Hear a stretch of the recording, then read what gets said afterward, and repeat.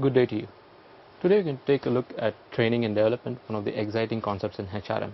In the previous chapter, we looked at some of the learning principles, how different theories work in actual practice. So how it is actually used in training and development process. Let us take a look at this chapter.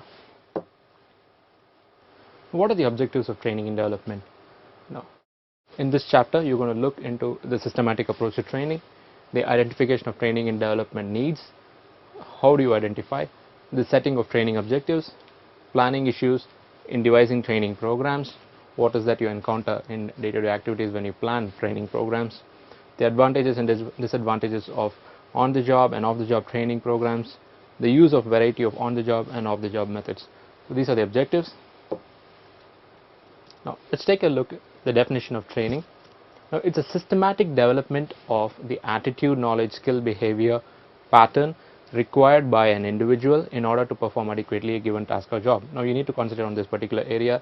It's required by an individual in order to perform adequately a given task or job in order to meet the objectives of an organization. It's a systematic approach. Now to take a deeper look at what is a systematic approach, how do you go about it? Step 1 is to identify and define your training needs in line with your overall objectives. What is that particular training need or a set of training needs which you have to go forward and implement so as to get a particular outcome in line with your business objectives? Is it increased productivity, or is it a changed behavior towards your customers' requirements? So you have to identify the training need. Step 2 is to design learning and development programs which meet those needs, selecting relevant methods and media. So once you identify the needs, are you going for an in-house program, or are you going to bring out a consultant, or are you going to send your team outside to an outside facility? What is the method of instruction that you're going to follow, whether you're going for e-learning? So this needs to be identified. Step 3 is implement learning events and programs. Now, once you identified, you have to implement. There is no point in identifying a method and then not implementing it. So you have to go ahead and implement within particular timeline whatever you identified, the learning program. Step 4, systematically evaluate training. Once you've given the training, you have to evaluate whether it has met the requirements, whether the changed behavior has given you the outcome which was designed and desired.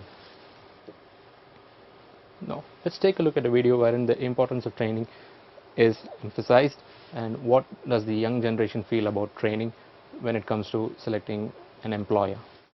According to recent research by Ernst & Young, graduates rank training and development above salary. A poll of 600 respondents showed that 41% of graduates view training and development as the most important consideration when weighing the benefits of working for a potential employer. As recently as 2007, salary was the top consideration. This change in priorities is likely a result of continued slow economic growth for employers, tempering the salary expectations of graduates and emerging leaders and leading them to place a priority on long-term career development. According to the head of graduate recruitment at Ernst & Young, despite the burden of university debts, today's graduates still see their first job as a prime opportunity to gain qualifications and skills which can benefit them long into the future. Simply put, employers who fail to focus on improving human capital are at risk of losing their most talented workers. Now, when you're identifying your training needs, you need to keep in mind the objectives of the organization. That's, are you looking at profitability by increasing productivity or by reducing costs? The cost-effective provision of services to your customers, are you looking at this particular dimension for training? The survival and growth of the business, are you giving training for the survival of your business or it's for the growth of the business, because based on which you have to align your training requirements? Increased employee loyalty, do you want to increase out of the training program employee loyalty, because training gives special significance to the employee morale, that it's a long-term prospect. So do you want to increase employee loyalty? Enhanced corporate image, are you trying to boost your image in the marketplace, in the customer's mindset, or in the mindset of your own employees? So is it the question of your corporate image? Enhanced potential for quality, innovation and flexibility. Now training needs should identify this potential for quality, innovation and flexibility. Now, training needs recognition. A company has to go for a training needs identification in the following circumstances. When a new piece of legislation is brought in, you will have to change your operational styles and your practices and your HR procedures in line with the new legislation. So you are bound to give a training program to your employees. When a new technology is adopted and implemented, you need to give a training program so that the workforce is acclimatized to the new conditions and the environment. And when you're going for certifications, let's say ISO certification or any other international standard certification, you need to have a training program wherein you have to meet certain minimum standards, so you're bound to have a training program. Now, training needs analysis, how it is defined. Now, training needs may be defined as the gap between what people should be achieving and what they actually are achieving. So there is a gap. To put it in simple terms, it is the required level of competence minus the present level of competence, which is the training needs. So there is a perceivable gap between what should be achieved and what you're currently achieving, which is existing across all levels in an organization, starting from the employees to the management level. So this is a training need, and this is how it is identified. Now, at the corporate level, analysis of corporate objectives. What are your overall corporate objectives? Analysis of existing human resource records and appraisals. This is a source wherein you will identify what are the gaps available through your human resource records and appraisals.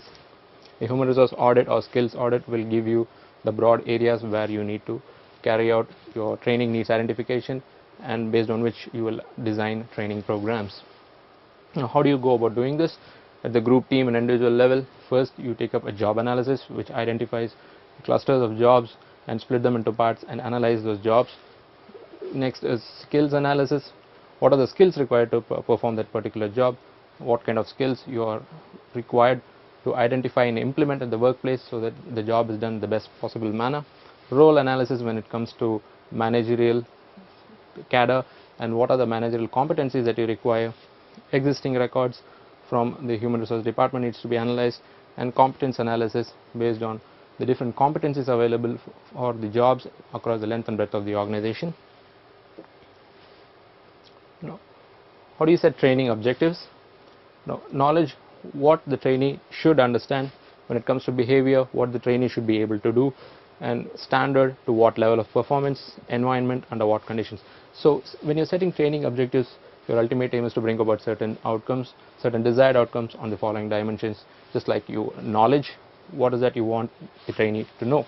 Behavior, what is the most suitable behavior in a particular situation, and how do you implement it in a particular work situation? Now, standard, what is the standard expected of him in terms of performance, what is the level, and environment, what are the conditions under which his job is going to be done, and what needs to be brought out through that role. Now, planning and design decisions. How do you plan and implement a program, a training program, and plan? Now, based on the types of learning, you have formal and informal learning, on the job and off the job learning, self-managed learning, program learning, blended learning. Now, when it comes to the time and duration of training, you'll have to identify what is the most suitable time and duration for the training.